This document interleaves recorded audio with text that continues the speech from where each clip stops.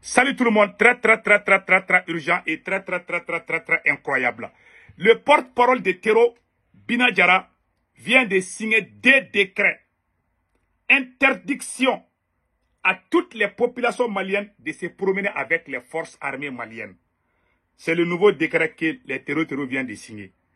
Tu ne dois plus te promener avec la photo de Assimi Goïta sur ta voiture. Après, je vais vous donner les restes. On dit bravo aux forces armées maliennes. L'armée malienne vient d'éliminer l'un des plus grands chefs terroristes de Daesh. Il s'appelle Boubacar Damougui. L'armée malienne vient de le neutraliser dans la localité de Inaraben à Menaka. On dit bravo à l'armée malienne. Quand c'est bon, on dit c'est bon. L'armée malienne a fait un travail remarquable. Bravo à l'armée malienne. Voilà la photo de ces messieurs-là. L'armée malienne vient de l'envoyer opération et repos éternel. Bravo à l'armée malienne. Voici les 2 messages qu'on a aujourd'hui. Le 3e message, honorable Abouakar Sirgi Fomba du CNT vient d'annoncer la mort de ce porte-parole du terreau qui s'appelle Bina Diarra. Il dit que Bina Diarra est mort. Et Bina Diarra est sorti encore. Quand il dit que Bina Diarra est mort, il est sorti parler encore. Après, on va vous montrer que les manipulations ne peuvent pas construire une nation. Moi, je suis contre les terreaux. Je soutiens l'armée malienne. Je soutiens l'AES. Mon seul problème, Assimi doit dégager, c'est tout. Parce qu'il ne peut pas. C'est tout. Voilà. Maintenant, je vais vous laisser le message de Bina Diarra qui dit ça en bambara et on va essayer de traduire en français. Et après, on va parler. Voici ce que Bina Diarra vient de dire. Écoutons. Voilà, écoutons.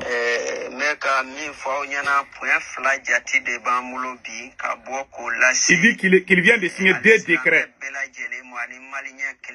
Il dit qu'il s'adresse à tous les Maliens. Le premier point, c'est quoi?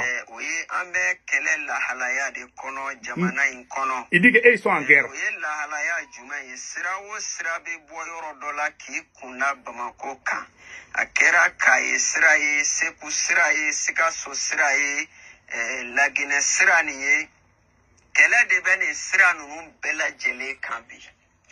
Il dit qu'il s'adresse à la population malienne.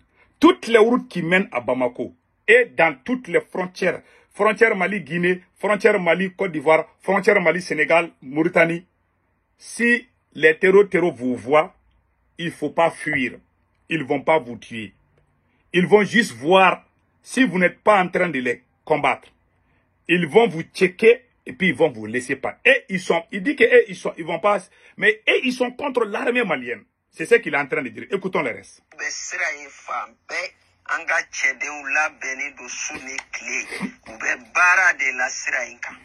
Donc, population point kelen de population taille mais kuma ni wala ebeta kuma sigidama saba de sora kono sigidama folo ye jumaye namo nya fo population nyana na wuli la obeta siraka akana nyaga mi fama uchela. Il dit à la population, pardon, si vous vous promenez, vous voyagez, il demande à toute la population malienne de ne jamais voyager avec les forces armées maliennes. Parce que quand ils voient l'armée, ils vont tirer sur l'armée. Ils ne veulent pas faire du mal à la population civile. Et ils sont là contre l'armée. Écoutons.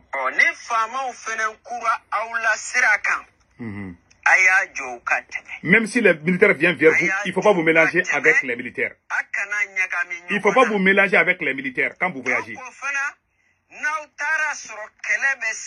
Quand vous voyez qu'il y a combat entre les terreaux et les militaires, il ne faut pas vous approcher, sinon ça va vous faire mal. Voilà. C'est ça qu'on a à vous dire. Le 3e point.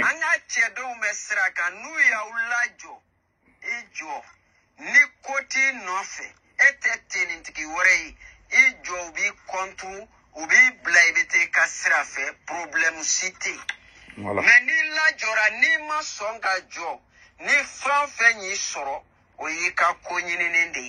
Voilà. Il dit, et ils ont des hommes partout au Mali maintenant. Et ils ont pris une décision. Ils parlent comme un président. Hein. Et les terroristes là ont pris une décision. Quand ils t'arrêtent, tu t'arrêtes. ils vont te fouiller comme les policiers. C'est eux qui remplacent la police maintenant dans les frontières. Donc ils vont fouiller, ils vont regarder ta carte d'identité et puis ils te laissent passer. Mais si tu fuis, ils vont tirer sur toi. Donc moi, je joue cette vidéo pour vous dire de faire attention quand vous voyagez. Quand vous voyez les terreaux arrêtés là, il ne faut pas fuir. Ils peuvent vous tuer. Ils ont dit qu'ils ne vont pas vous tuer. Ils vont vous laisser passer. Ils vont vous arrêter si vous êtes complice avec les militaires. Mais si vous êtes venu en tant que citoyen, et ils ne vont pas vous faire du mal. Voilà son message. Et c'est un message que je conseille à tout le monde d'écouter. C'est très important. Je ne soutiens pas les terreaux, non. Mais je ne veux pas que les gens meurent inutilement. Donc quand ils vous arrêtent, arrêtez-vous. Ils vont vous fouiller, ils vont vous laisser partir. C'est tout ce qu'il a dit. Maintenant, c'est la honte. C'est autant d'un militaire au pouvoir qu'on dit ça. On dit que les politiciens sont mauvais. Moi-même, j'ai dit que j'ai fait campagne pour dire que les politiciens sont mauvais. Ça, c'est la vérité. Mais aujourd'hui, j'ai honte de parler. Parce que nous, on a chassé les politiciens, on dit que les militaires sont bons. Les militaires sont devenus pires que les politiciens aujourd'hui. Je vais parler comment? Quand ils parlent, ils vont dire, ah, c'est toi-même qui as dit que les militaires sont bons.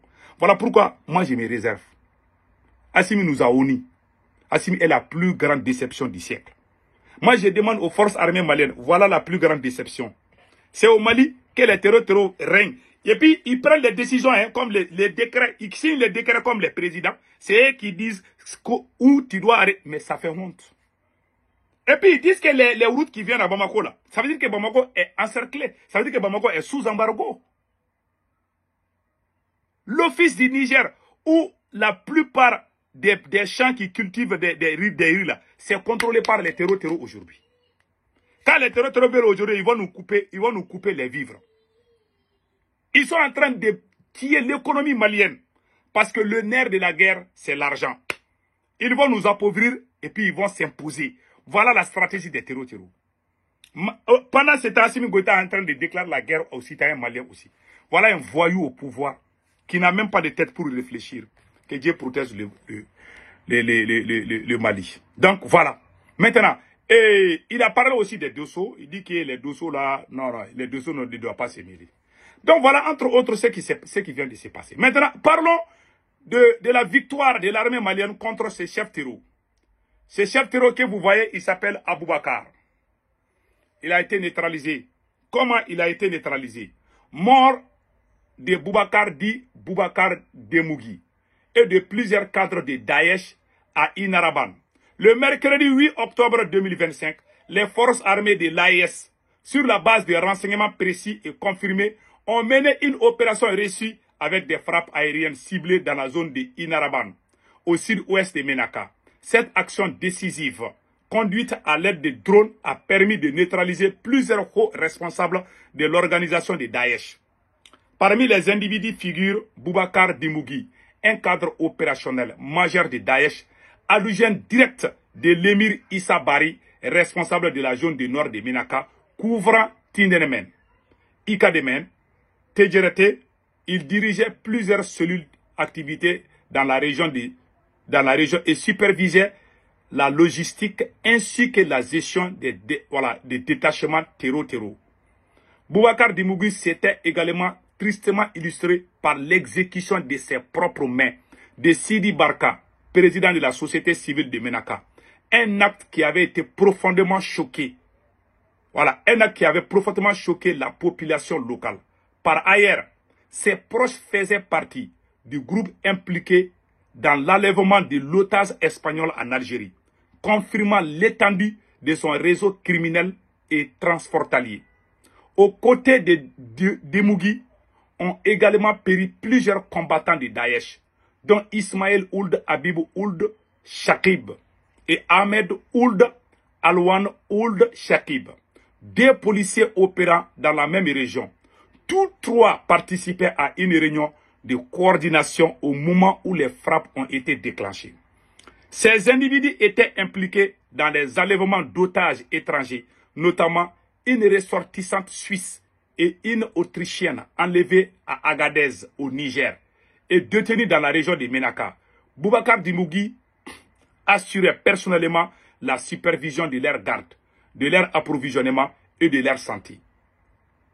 Connu pour sa brutalité et sa mobilité, Dimogui avait participé à plusieurs attaques d'envergure, dont l'attaque du poste de l'Abezanga en décembre 2023, celle du camp d'Indeleman en 2019, où il apparaît dans la vidéo de revendication de Daesh, l'embuscade de Tongo Tongo Niger en 2017 qui avait coûté la vie à des forces spéciales américaines et nigériennes, et les massacres de masse de plusieurs civils dans la région de Menaka et Gao en 2022. La neutralisation de ces chefs terroristes représente un coup dur porté à la structure dans la région de Menaka, déjà considérablement affaiblie par les récentes opérations des forces armées de l'AES. NB, vidéo de Boubacar Abourgui à Indeleman en 2019. Il y a une vidéo où il apparaît. Je vais vous montrer cette vidéo là aussi. J'ai ça là ici. Donc, c'est un grand bandit, vraiment, un grand bandit qui vient de disparaître. Donc, on dit bravo. Voilà sa photo ici. Voilà, c'est la vidéo de ce monsieur-là. Une vidéo de propagande. Voilà, c'est lui.